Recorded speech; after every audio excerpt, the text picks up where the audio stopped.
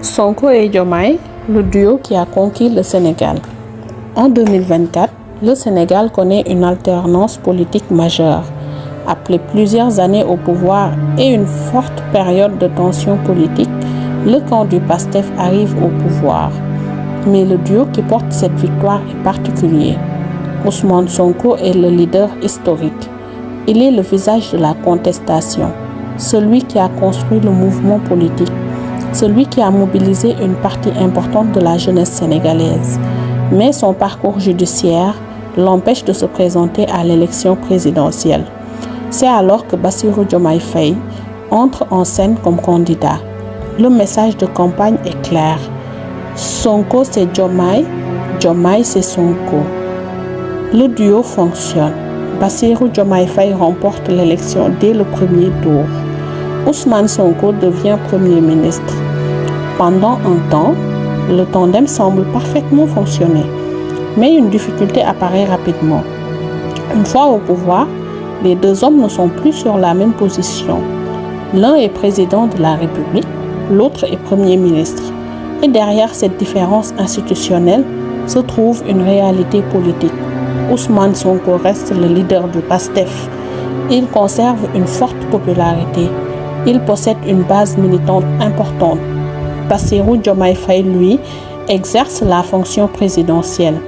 Il doit représenter l'État, il doit arbitrer, il doit prendre des décisions qui peuvent parfois être différentes de celles souhaitées par son parti. Et progressivement, les divergences apparaissent. Le président et son premier ministre adoptent des positions différentes sur la manière de conduire le pouvoir. La relation se tend. En mai 2026, la rupture devient officielle. Bassirou Diomaye Faye limoge Ousmane Sonko de son poste de Premier ministre.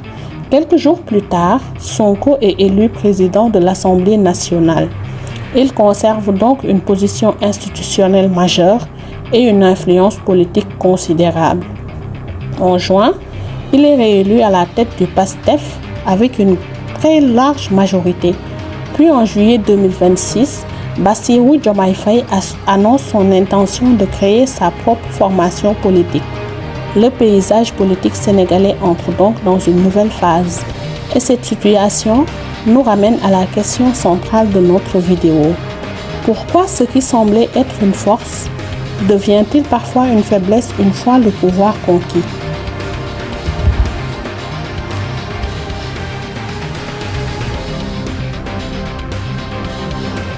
Le point commun, le pouvoir change la nature des alliances.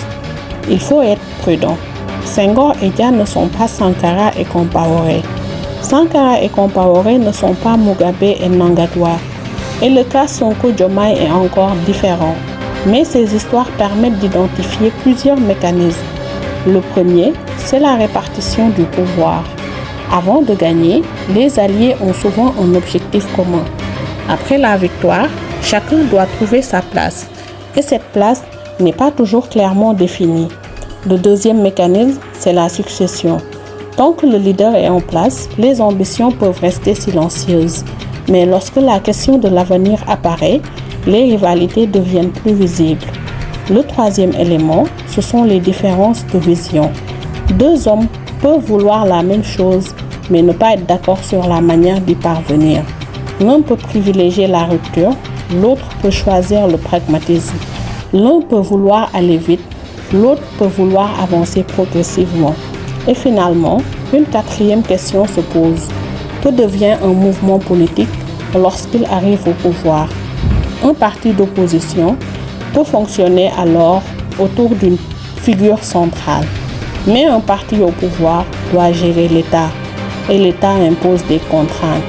Il faut composer avec l'économie, avec les institutions, avec les partenaires étrangers, avec les réalités sociales, avec les attentes des citoyens. C'est parfois là que les premières contradictions apparaissent.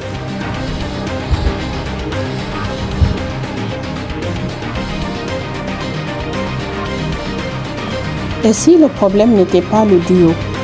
Mais il faut aller plus loin, car peut-être que le problème n'est pas toujours le duo lui-même. Peut-être que le véritable problème est le système politique dans lequel il évolue. Lorsque les institutions sont suffisamment solides, un désaccord politique peut rester un désaccord politique. Les hommes peuvent changer, les partis peuvent se diviser, les gouvernements peuvent tomber, mais l'État continue de fonctionner. En revanche, lorsque le pouvoir est très personnalisé, une rupture entre deux hommes peut rapidement devenir une crise nationale. C'est pourquoi l'histoire de ces duos nous oblige à poser une question plus profonde. L'Afrique a-t-elle besoin de dirigeants plus forts ou d'institutions plus fortes? Car une démocratie ne devrait pas dépendre de l'amitié entre deux personnes.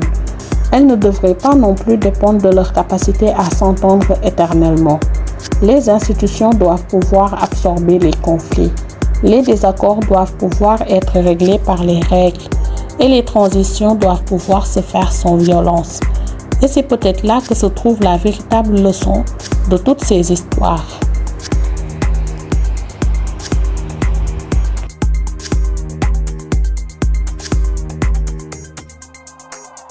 Le cas Sonko Diomaye, une nouvelle page s'ouvre. Aujourd'hui, le Sénégal se trouve donc à un moment particulier. Le président Bassirou Diomaye Faye et Ousmane Sonko ne forment plus le tandem qui avait conduit le PASTEF à la victoire en 2024. Mais aucun des deux n'a disparu de la scène politique. Au contraire, Diomaye est président de la République, Sonko est président de l'Assemblée nationale et reste à la tête du PASTEF. Le pays se trouve donc avec deux centres de pouvoir politique issus du même mouvement. Et c'est là que commence une nouvelle question. Cette séparation sera-t-elle une faiblesse pour le Sénégal ou une nouvelle étape de sa vie démocratique? Le temps nous le dira. Mais l'histoire des duos politiques africains nous enseigne une chose. Une alliance peut être très efficace pour conquérir le pouvoir, mais gouverner ensemble exige autre chose. Il faut accepter de partager les responsabilités. Il faut définir clairement les rôles. Il faut accepter les désaccords. Et surtout, il faut savoir ce que doit être le plus important que les ambitions personnelles, l'intérêt de l'État. Alors, pourquoi tant de duos politiques africains finissent-ils par se diviser? Peut-être parce que le pouvoir transforme les relations, peut-être parce que les ambitions deviennent plus visibles, peut-être parce que les différences qui étaient secondaires dans l'opposition deviennent essentielles une fois au gouvernement, mais peut-être aussi parce que certaines institutions ne sont pas suffisamment fortes pour encadrer les rivalités. De Senghor et Mamadou Dia à Sankara et Compaoré, de Mugabe à Mnangagwa à Sonko et Diomaye, les histoires sont différentes, les époques sont différentes, les contextes sont différents. Mais une question revient toujours. Que se passe-t-il lorsque deux hommes qui ont besoin l'un de l'autre pour conquérir le pouvoir n'ont plus besoin l'un de l'autre pour le conserver? C'est peut-être là que commence véritablement la rupture. Et aujourd'hui, le Sénégal nous offre un nouveau chapitre de cette histoire. Un chapitre qui n'est pas encore terminé. Alors, à votre avis, pourquoi les alliances politiques se brisent-elles une fois arrivées au pouvoir? Est-ce l'ambition personnelle, les divergences idéologiques, la lutte pour la succession, ou est-ce simplement la logique même du pouvoir? Et surtout, pensez-vous que le cas Sonko Diomaye est différent des précédents que nous avons évoqués? Dites-moi votre avis dans les commentaires. Sur Afrique décryptée, le but n'est pas de vous dire quoi penser. Le but est de vous donner les clés pour comprendre. Alors, si vous aimez les analyses qui vont au-delà de l'actualité immédiate, pensez à vous abonner à ma chaîne, à laisser un j'aime et à partager cette vidéo autour de vous. Parce que pour comprendre l'Afrique d'aujourd'hui, il faut aussi connaître son histoire. À très bientôt pour un nouveau décryptage.